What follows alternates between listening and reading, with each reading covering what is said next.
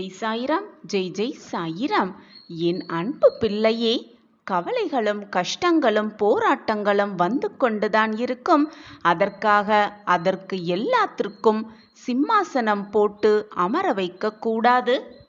எவ்வளவு முயன்றாலும் மாற்ற முடியாத விஷயங்களை அதுதான் அதனுடைய இயல்பு என்று ஏற்றுக்கொண்டு, அப்படியே அதை ஏற்றுக்கொண்டு அதை கடந்து சென்று விடுவதுதான் உன் வாழ்க்கைக்கு மிகவும் நல்லது. எதற்குமே பயப்படாதே. எதுவுமே உன் வாழ்வில் இது நாள் வரை தவறாக முடிந்து விடவில்லை. இனிதான் என்னுடைய ஆட்டம் ஆரம்பம். மிகப்பெரிய உதவி உன்னை தேடி வரப்போகிறது. செல்வமோ பொருளோ அதுதான் மற்றவர்களுக்கு உதவியாக கொடுக்க வேண்டும் என்றில்லை. உன்னுடைய ஆறுதல் வார்த்தைகள் மற்றவர்களுக்கு ஆறுதலாக இருந்தால் அது கூட மிகப்பெரிய உதவிதான். எது நடந்தாலும் கடந்து வந்த வாழ்க்கையை ஒரு முறை நின்று திரும்பி பார்க்கலாம். அப்பொழுதுதான் நாம் கடந்து வந்த பாதையும் நமக்கு தெரியும். அந்த பாதை ஏற்படுத்தின வழிகளும் நமக்கு தெரியும். அந்த வழிகளால் நம் வாழ்க்கையில் புது வழி பிறந்ததும் நமக்கு மிக நன்றாகவே புரியும். என்ன வாழ்க்கை இது, என்னவா வாழ்க்கை இது என்று சலிப்போடு வாழ்க்கையை பார்ப்பதை விட நமக்கு கிடைத்திருக்கிறது அற்புதமான வாழ்க்கை. இந்த அதிசயமான வாழ்க்கையை சந்தோஷமாக வாழலாமே என்று ஒரு முறை மாற்றி சிந்தித்து பார்த்தாலே போதும். வாழ்க்கை நமக்கு ஸ்வர்க்கமாகவே தெரியும். அப்படியில்லாமல் என்னடா வாழ்க்கை இது என்று சோர்வாகவும் வாழும் நம்பிக்கையே இல்லாமலும் வாழ்க்கையை பார்த்தால் வாழும் வாழ்க்கை நரகமாகத்தான் இருக்கும். உன்னுடைய வாழ்வில் எப்பொழுதுமே வெற்றி நிச்சயமாக வரும். பாசத்தை கொண்டு வேணுமானால் பல நாள் உன் பயணத்தை தொடரலாம். அதே போல நேசத்தை வைத்துக்கொண்டு நெடுநாள் பயணிக்கலாம். ஆனால் வேஷம் போட்டுக்கொண்டு மற்றவர்களுக்கு தவறு செய்துவிட்டு ஆனால் நன்மை செய்வதாக வேஷம் போட்டால் ஒரு நாள் கூட வாழ்க்கையில் பயணம் செய்யவே முடியாது, நிம்மதியாக இருக்கவும் முடியாது. இது நாள் வரை போனது எல்லாம் போகட்டும், முடிந்தது எல்லாம் முடியட்டும். உன் வாழ்க்கையில் இனி எப்படி உன்னை மாற்றிக்கொள்ள வேண்டும் என்ற சிந்தனையை உன் மனதில் சிந்திக்கவை. எப்படி வாழ்ந்தால் வாழ்க்கையை வெற்றிகரமாக வாழலாம், எப்படி இருந்தால் வாழ்க்கை நிம்மதியாக இருக்கும் என்ற சிந்தனையை மீண்டும் மீண்டும் செய்து கொண்டே இருந்தாலே போதும். வாழ்க்கையில் மிக சுலபமாக வெற்றியை எட்டி பிடிக்கலாம். உன்னை சுற்றி இருப்பவர்கள் போல் வாழ வேண்டும் என்று ஆசைப்படாதே. ஏனென்றால் உன்னை சுற்றி இருப்பவர்கள் கூட அவரை சுற்றி இருப்பவர்கள் போலத்தான் வாழ்ந்து கொண்டிருக்கிறார்கள். எனவே யாரையும் உன்னோடு சம்பந்தப்படுத்தி பார்க்காதே. உனக்கு கிடைத்திருக்கும் இந்த வாழ்க்கை இறைவன் கொடுத்தது. அந்த வாழ்க்கையை நிம்மதியாக சந்தோஷமாக மனமகிழ்ச்சியோடு எப்படி வாழலாம் என்ற சிந்தனை மட்டுமே உன் மனதில் இருந்தால் போதும். சிகரத்தை மிக சுலபமாக எட்டிவிடலாம். தடுக்கி விழும் சூழ்நிலை வந்தாலும் உன் வழியில் உன்னை தூக்கிவிட அனைத்துமாக நான் உன் அருகில் இருக்கும் பொழுது தேவையில்லாத பயமோ குழப்பமோ எப்பொழுதுமே உனக்கு வேண்டாம். நான் உன்னோடு எப்பொழுதுமே பயணம் செய்து கொண்டே இருக்கிறேன். எப்பொழுதும் உன்னோடு நான் இருக்கும் பொழுது தேவையில்லாத பயத்தை உன் மனதில் விளைவிக்காதே. நல்லோர் இமயமலை போல நெடுந்தூரத்திலிருந்தே பிரகாசிக்கின்றனர்.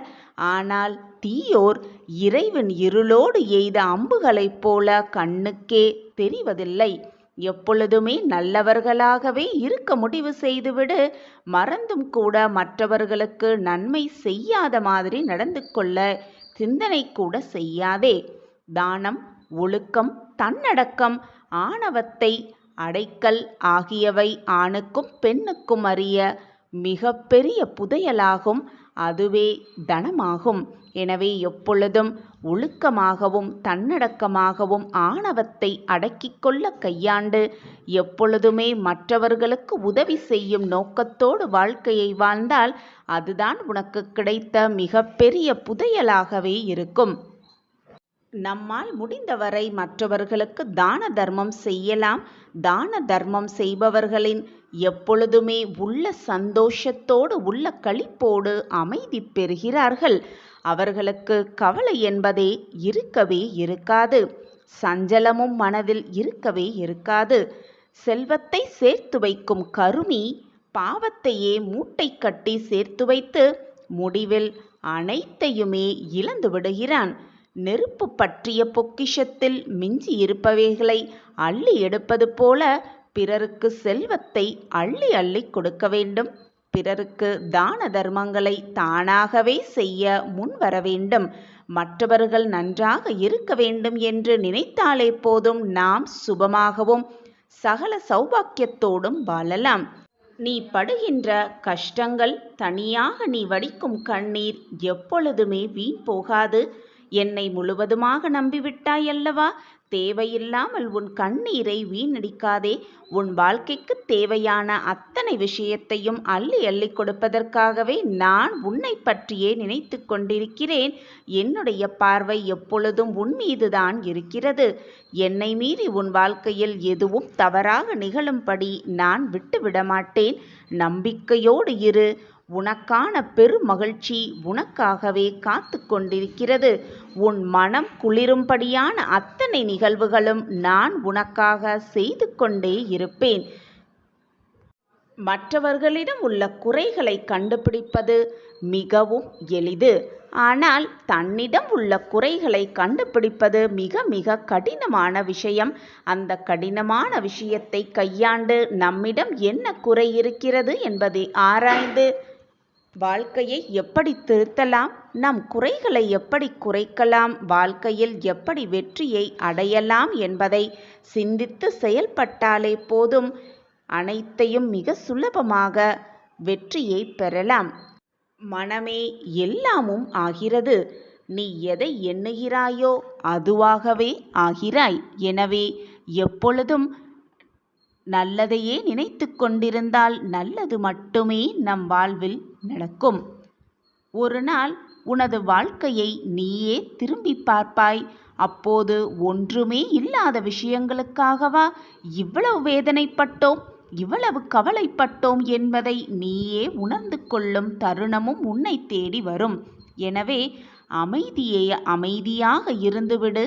அமைதியை விட உயர்வான சந்தோஷம் இந்த பூமியில் வேறு எதுவுமே இல்லை. எது வந்தாலும் அமைதியாக கடந்து போக கற்றுக்கொள். எது நடந்தாலும் ஒரு புன்னகையோடு அந்த இடத்திலிருந்து நகர்ந்து விட பழகி கொண்டாலே போதும். மனம் நிம்மதியாக இருக்கும்.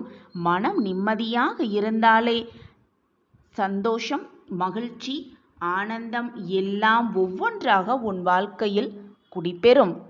எனவே எப்பொழுதுமே நிம்மதியாக வைத்துக்கொள்.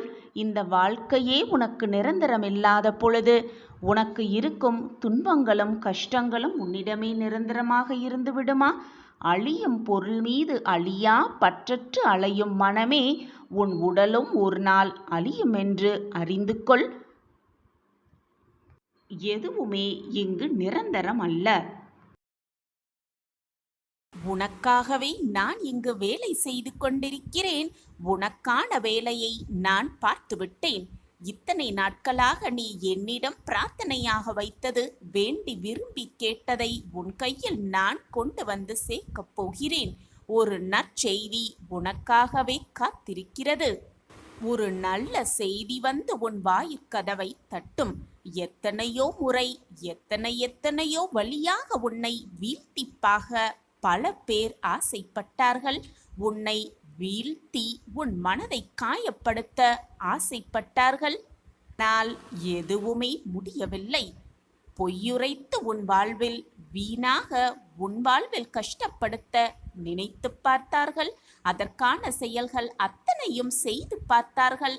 ஆனாலும் அது முடியவே இல்லை.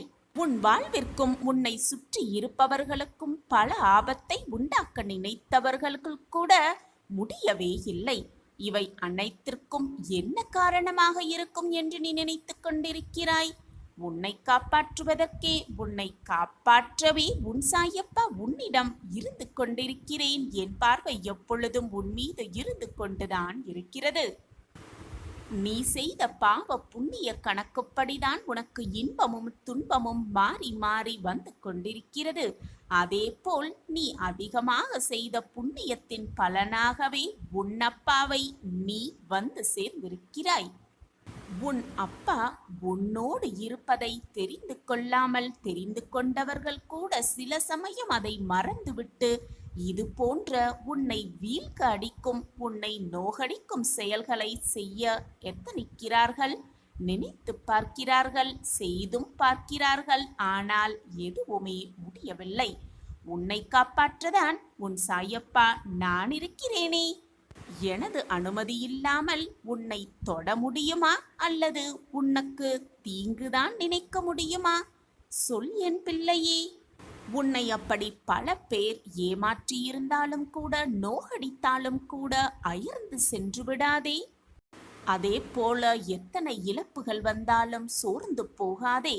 ஏனென்றால் நீ சந்திக்கும் தோல்விகள், நீ அனுபவிக்கும் வேதனைகள், நீ பார்த்த அவமானங்கள் அதைவிட 2 மடங்கு அல்ல, 100 மடங்கு அல்ல, 1000 மடங்கு உனக்கான நன்மை உன்னிடம் வந்து சேர காத்து கொண்டிருக்கிறது. உன்னிடம் கொண்டு வந்து சேர்க்கும் வேலையை உன் சாயப்பா ஏற்றிருக்கிறேன் என்பதை நிதர்சனமாக நம்பு. உன்னுடைய வாழ்வில் நீ இப்பொழுது கஷ்டப்படுவதைப் போலத்தான் உலகத்தில் இருக்கும் ஒவ்வொருவரும் ஏதோ ஒரு நாள் கஷ்டப்பட்டிருப்பார்கள், அனுபவித்திருப்பார்கள், மனதில் ரணமாக புகுந்திருப்பார்கள் என்பதை புரிந்து கொள்.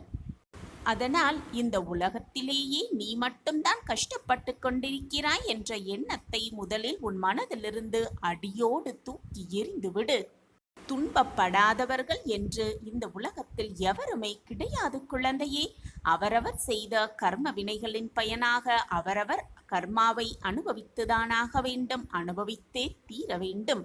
இதுதான் வாழ்க்கையின் ரகசியமும் கூட. தவறு செய்தவர்கள் எவராக இருந்தாலும் அவர்களுக்கான தண்டனை நிச்சயமாக உண்டு என்பதை தெளிவாக புரிந்து கொள். உனக்கான வெகுமதிகளை நான் நிச்சயமாக அள்ளி அள்ளி தருவேன். உனக்கானதை உன்னிடம் நான் கொண்டு வந்து சேர்ப்பேன். உன்னை காப்பாற்றியே தீருவேன். இது உன் சாயப்பா உனக்காகவே செய்து கொடுக்கும் சத்திய வாக்கேதான்.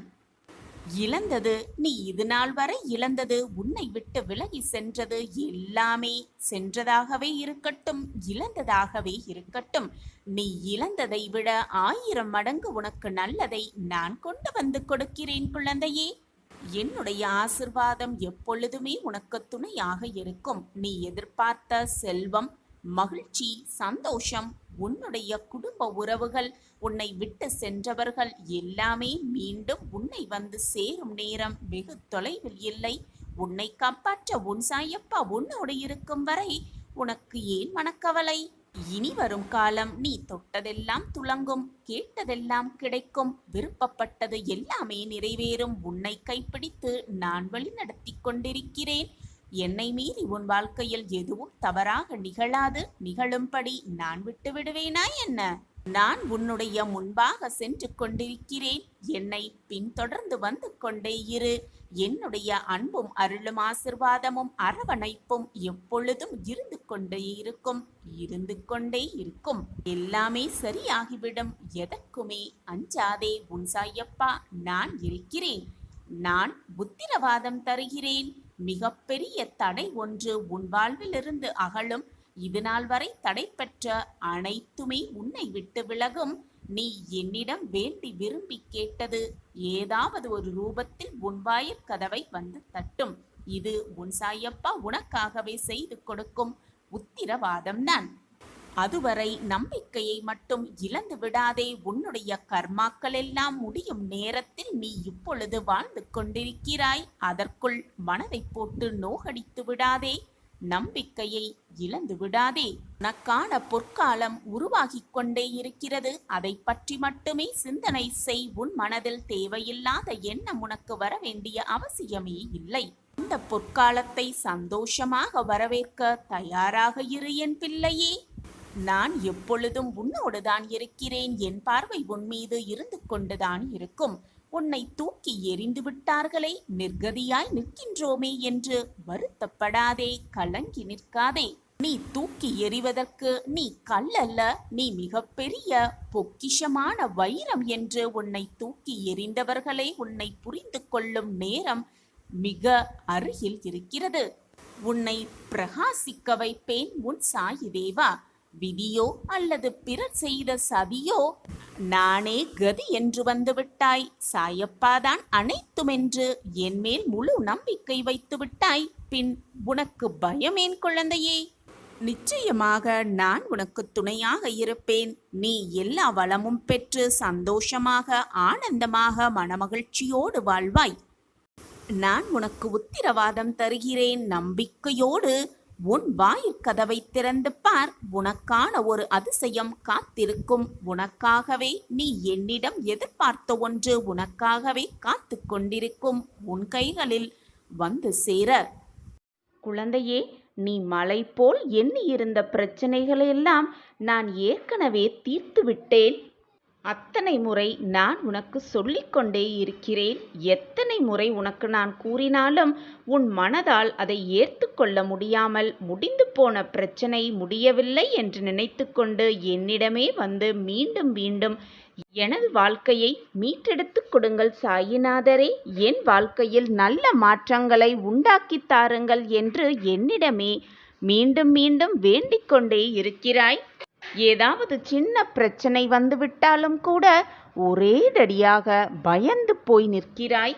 குழந்தையே, பயத்தை முதலில் உன் மனதிலிருந்து தூக்கி எறிந்துவிடு. உனக்காக உன் அப்பா இருக்கும் பொழுது வீணாக எதற்கு உன் மனதை போட்டு குழப்பிக் கொள்கிறாய்? முடிந்து போன பிரச்சனையை நினைத்து நினைத்து மீண்டும் குழம்பிக் கொண்டே இருக்கிறாய். முடிந்தது முடிந்தவையாகவே இருக்கட்டும். நடப்பது நடப்பவையாகவே இருக்கட்டும். இனி நடக்கப் போவது அனைத்தும் நன்மையாகவே இருக்கும் என்பதை நம்பிக்கையோடு இரு. அந்த வார்த்தைகளை மீண்டும் மீண்டும் சொல்லிக்கொண்டே இரு. உன் எண்ணம் போல் உன் வார்த்தைகள் போல் உன்னுடைய வாழ்க்கையும் மிக நல்லகரமாகவே மாறும்.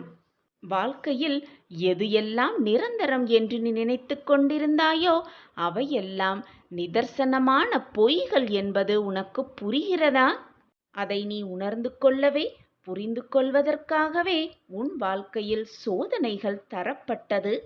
யாரை நம்பி, யார் உன் மனதிற்கு இனிமையானவர் என்று நம்பி உன்னுடைய பொக்கிஷமான அன்பை நீ கொடுத்தாயோ அவர்கள் உனக்கு உண்மையானவர்கள் அல்ல என்பதை உனக்கு உணர்த்தவே உனக்கு சோதனைகளையும் பிரச்சனைகளையும் நான் கொடுத்தேன் குழந்தையே. யாருக்காக எதிர்பார்த்து இது நாள் வரை காத்திருந்தாயோ அவர்கள் உனக்கு உண்மையானவர்கள் அல்ல என்பதை உணர்த்தவே அவர்களின் சுய ரூபத்தை உனக்கு வெளிக்காட்டினேன். ஆனால் நீயோ வெகுளித்தனமாக இருந்து கொண்டிருக்கிறாய். உன்னுடைய அன்பான குணத்தையும் அப்பாவி குணத்தையும் பல பேர் மாறாக பயன்படுத்துகிறார்கள் என்பதை புரிந்து கொள்ளாமலேயே நீ அப்பாவித்தனமாக இருந்து கொண்டிருக்கிறாய் குழந்தையே. இப்படி இருக்கையில் நீ காத்திருந்து எதிர்பார்த்திருந்து நம்பிக்கையோடு இருந்த காலத்தையெல்லாம் உதறி தள்ளிவிட்டு உன்னுடைய பொறுமையையும் நம்பிக்கையையும் இப்பொழுது இழந்துவிட்டு தவித்து கொண்டிருக்கிறாய். குழந்தையே, உன்னுடைய முடிந்த காலங்களை மறந்தும் கூட நினைத்து பார்க்காதே. அது வீணாக உன் மனதிற்கு பாரத்தை தான் ஏற்படுத்தும். முடிந்த காலத்தை விட்டுவிடு. இனி வரப்போகும் காலமெல்லாம் உனக்கு நல்ல காலமாகவே இருக்கும் என்ற நம்பிக்கையோடு இரு. உன் அப்பா உன் விதியை மாற்றி உனக்கான உறவை உன்னிடம் கொண்டு வந்து சேர்ப்பேன். நீ யாரை முழுதாக நம்பினாயோ அவர்களை மனம் மாற்றி உன்னிடம் கொண்டு வந்து சேர்ப்பேன். என் பிரியமான குழந்தைக்காக இதை கூட செய்யாமல் ஒரு தாய் ஒரு தகப்பன் இருக்க முடியுமா? நிச்சயமாக இருக்க மாட்டார்கள். நான் உன் தகப்பன்தானே, தாயாகவும் என்னை நினைத்து கொண்டிருக்கிறாய்தானே. அப்படியென்றால் உன் மனம் மகிழ்ச்சி அடையும் சந்தோஷத்தையும் உனக்கு கொடுக்கவே உன் சாயப்பாவும் ஆசைப்பட்டு கொண்டிருக்கிறேன். ஆவலாகவும் இருக்கிறேன்.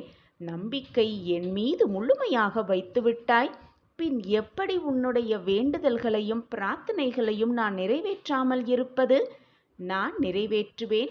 உன் அப்பா எப்பொழுதும் உனக்காகவே இருக்கிறேன் என்பதை மறந்துவிட்டு வீணாக உன் மனதை போட்டு குழப்பிக் கொண்டு கண்ணீரை வீணடித்துக் கொண்டிருக்கிறாய்.